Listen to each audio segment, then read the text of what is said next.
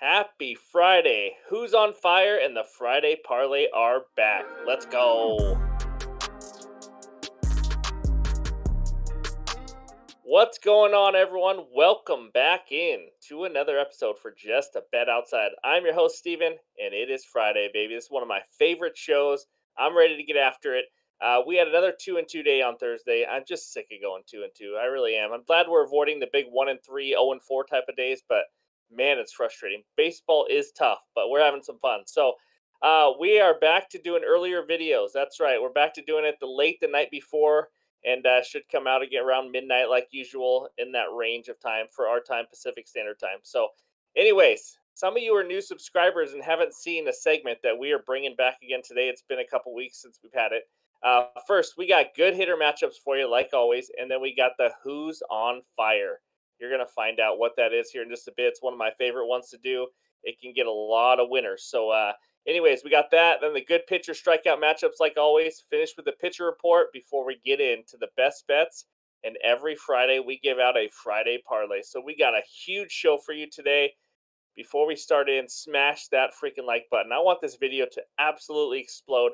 I feel good about it. I think we're going to get some winners. You guys have been commenting below on all these videos. I appreciate all the support. If you are new to the channel, hit subscribe. Let's get to our first 5,000 subscribers. You guys are awesome. I appreciate everything you guys are doing. Now I'm ready. Let's go. Bets recap time. There it is. Padres first 5 money line. Snell only gave up 1 run, but they still lost the bet because they got freaking 0 runs. 0 off a bad pitcher. Anyways, Bellinger and Kyle Tucker, 1+ hit each. Hit that one. Bellinger was early in the game. Tucker was a little later, and it was a big hit, too, for the bet number 3. So as you can tell, I added 2 bets. I don't know why. I got a little crazy today. So that was a winner. We've been on a roll with the hitter parlay. Then the Astros minus 1.5.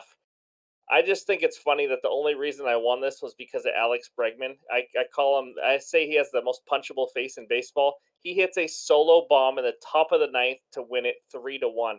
That's also why it can help to have a ninth inning at bat like that. If they were the home team, they wouldn't have had that at bat. So Astros won 3-1, hit that winner.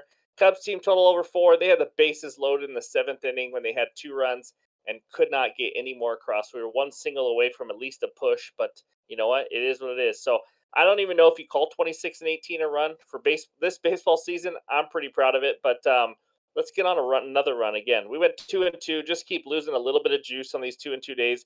Up 3.68 units on the year, 174 and 168. But I hope you guys are getting a lot more out of these videos than just these bets because we got a lot of different segments for you, just like today. And we're going to start that out with the good hitter matchups. All right, let's go. Let's talk some good hitter matchups, and we have 8 of them for you today. It starts out with Mookie Betts of the Dodgers. He is 5 for 14, all 5 singles versus Andrew Heaney. And then Muncy, his teammate for the Dodgers, 5 for 10, 1 double versus Heaney. And then we got J.D. Martinez for the Dodgers, 3 for 9 and 2 bombs versus Heaney. Fourth one, a Mariner. How about that? Teoscar Hernandez, 4 for 9, 1 home run versus Yusei Kikuchi. And then we go to Minnesota, the Minnesota Twins. We got Michael Taylor, 4 for 13, 1 bomb versus Lance Lynn. And then his teammate, Will Castro, 3 for 10, 2 home runs versus Lynn's. I don't know what that is. And then we finished with 2 guys who are on this list a lot. We got Paul Goldschmidt of the Cardinals, 5 for 13, 1 home run versus Justin Steele. And then we finished it off with Nolan Arenado of the Cardinals, 4 for 11, 1 triple versus Justin Steele. So as you can tell, not a lot of big sample sizes on these, but that's all we had for today. So that's what we got for good hitter matchups. Now get those s'mores ready because it's time for Who's on Fire. All right, I am stoked. We have Who is on Fire in the last 15 days. You get it? Stoked, fire, dad joke. Okay, here we go. If you are new to this channel, you've never seen this before, this can be a gold mine. So I got 2 pages of hitters that are on fire the last 15 days. It's a minimum of 30 at-bats, and you have to have a 350 average or higher. So the ones in the green are the highest ones on these 2 pages. So as you can tell, Cody Bellinger is absolutely ripping the cover off the ball. 463 average with 5 bombs. And Nolan Arenado is the reason the Cardinals are on fire right now. 5 bombs and 17 ribbies in the last 15 days. That is just wild. So some of these are surprises, some not really. I mean, Freddie Freeman hasn't been, but Mickey Moniak is secretly, not secretly, but kind of quietly doing well over there in not Anaheim, LA for the Angels since Mike Trout went down.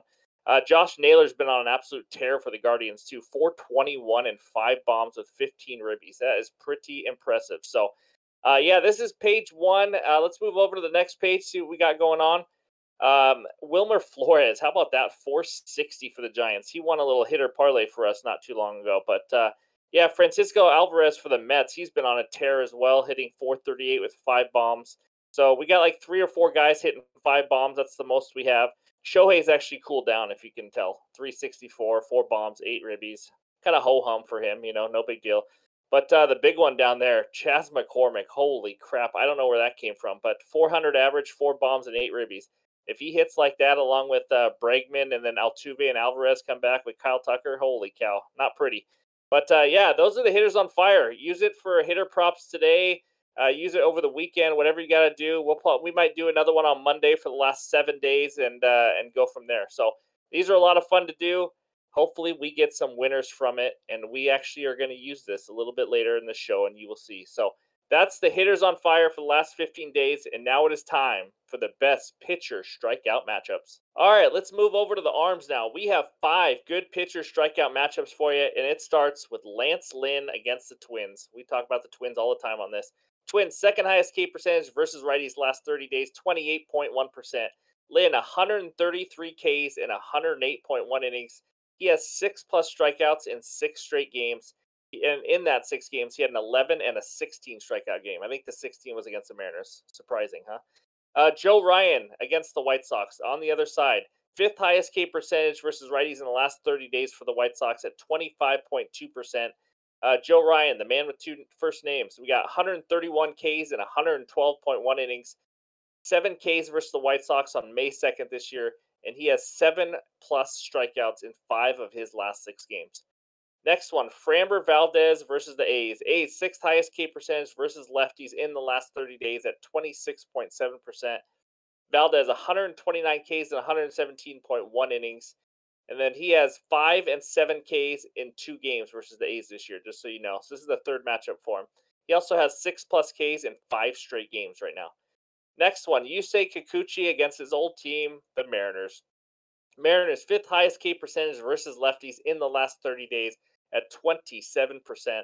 Kikuchi 100 Ks in 98 innings, but he hasn't gone more than 5 innings in 3 straight starts. So take that for what it is. But the Mariners do suck. Speaking of the Mariners, real quick, Jared Kelnick struck out last game, kicked a water cooler, and fractured something in his foot, I believe it was. And now he's out for a while. That's such a Mariner thing to do.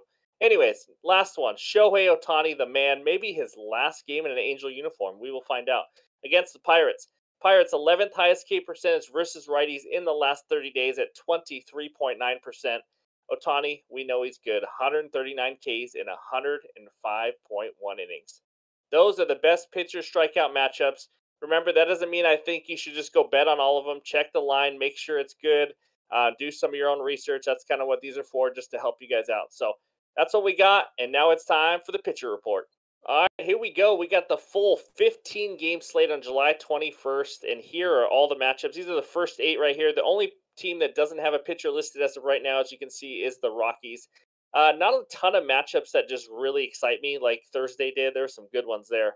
But we got Flaherty and Steele is not a bad matchup right there. Steele has been just rock solid this year for the Cubs. And then that Baltimore-Tampa Bay series, that's a heck of a one. We had an extra inning win by the Orioles, and now they are in first place in the AL East. So Eflin versus Bradish is a pretty good matchup there as well.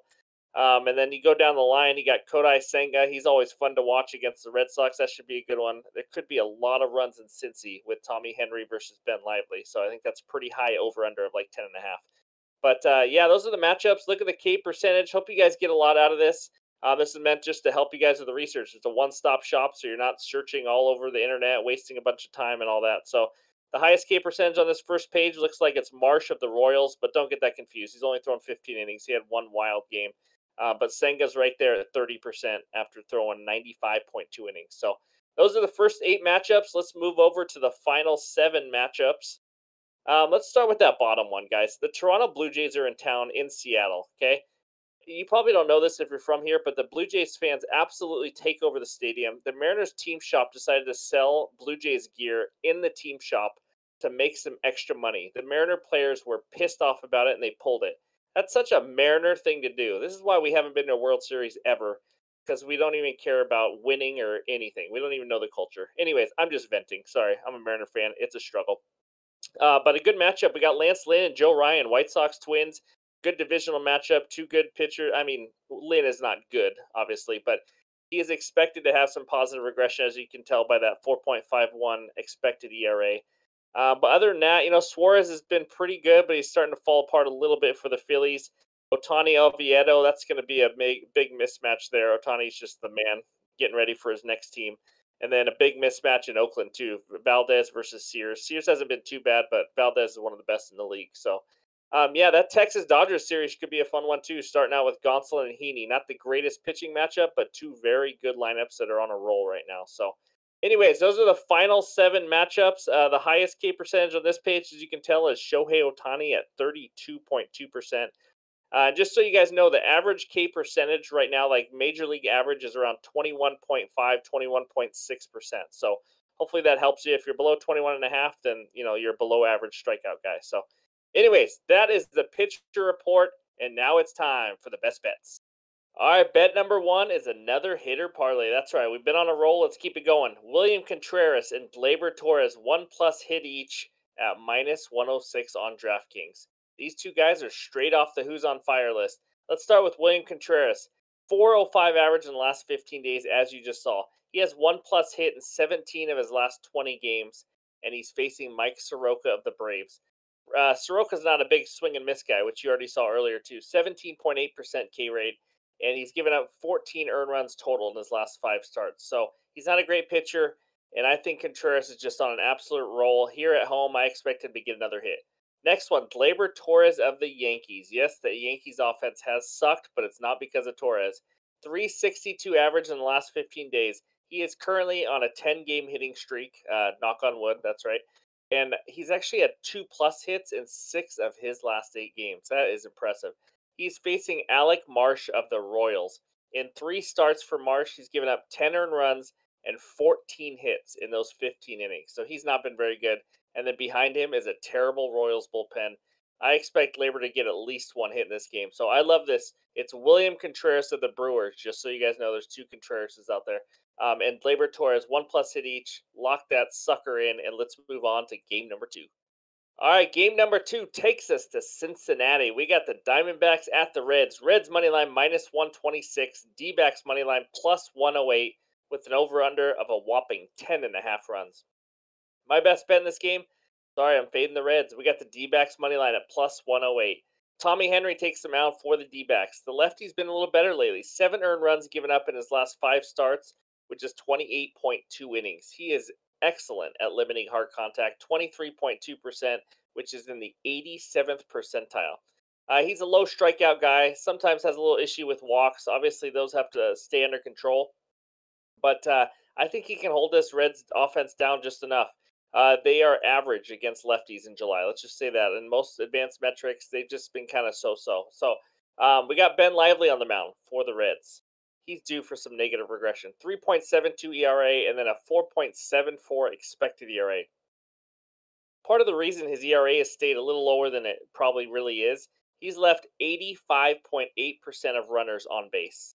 That is an impressive number that's not sustainable.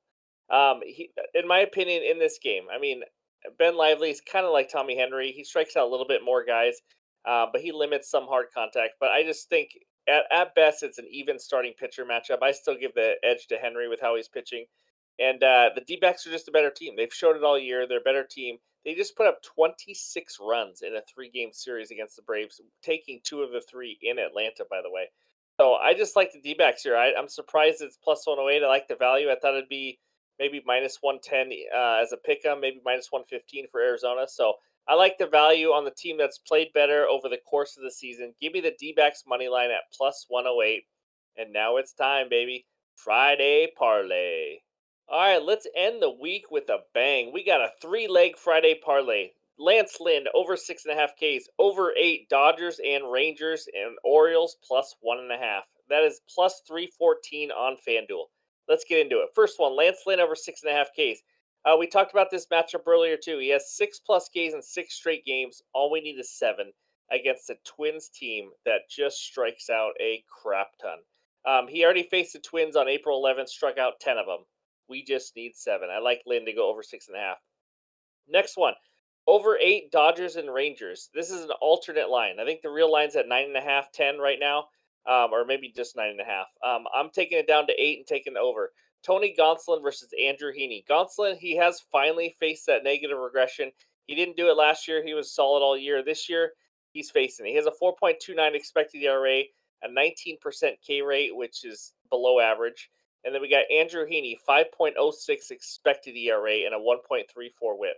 So we got two pitchers that are kind of, so-so right now. Nothing special at all. Average to a little below average. And then we got a bad Rangers bullpen and a Dodgers bullpen that struggled on the road a lot this year. And then we got two elite offenses. Like, I just can't. I think this is going to be a high scoring game. I think it's going to be a high scoring series this weekend. Give me over 8 in the Dodgers Rangers. If it hits 8 even, then it's a push. But I think it gets to at least 9 or more. The last one. I know. I shouldn't even say this name out of my mouth because they've struggled for me and I have bad luck on this team. Orioles plus 1.5 against the Rays in that big series they have. I'm going to keep this simple. The Orioles right now are the better team. They just are. They played a lot better. The Rays offense is struggling. You can see that. In my opinion, you got kind of two even starting pitchers with Bradish versus Zach Eflin. Eflin is a little better at home, but that doesn't really scare me. I think the Orioles lineup is hitting the ball much better. This Rays offense is really regressing compared to what they were doing in the first month or two of the season. Orioles have the better bullpen, in my opinion. I just got to take it. Orioles plus 1.5. I think they got a good chance to win the game, and they're the road team. So you get 1.5. You're getting that ninth inning at bat. If you're down 2, they get 1 run, game's over, and you still win your bet. They lose by 1. So lots of options there. So, anyways, that's my Friday parlay, baby. Let's get a winner. Lynn over 6.5 Ks, over 8 Dodgers Rangers, and the Orioles plus 1.5. Lock that in at plus 314 on FanDuel. All right, we made it. Long show. Thanks for hanging in there. That was fun. Let's check that bets recap out. There it is. Contreras, Gleyber Torres, 1+ hit each at minus 106. The D-backs money line as a slight underdog, plus 108. And then the big one, the Friday parlay at plus 314. There it is. Let's get some winners, guys. I'm just sick of this 1-1, 2-2. I think we're going to end the week strong. Thank you guys for all the support this week. Let's just smash that like button. Let's make this video go crazy. Ton of views, ton of likes. Let's get to 5,000 subscribers by early next week or over the weekend. That'd be a lot of fun. As you guys know who have been following me forever, I don't do these long videos for Saturday and Sunday. A lot of family time, especially in the summer. A lot of stuff going on. But I will have a short out tomorrow with some bets. And then if you're a member on Discord, we always give out bets there. I usually have Saturday and Sunday bets there. So anyways, thanks again for watching. Appreciate it. Have a good weekend.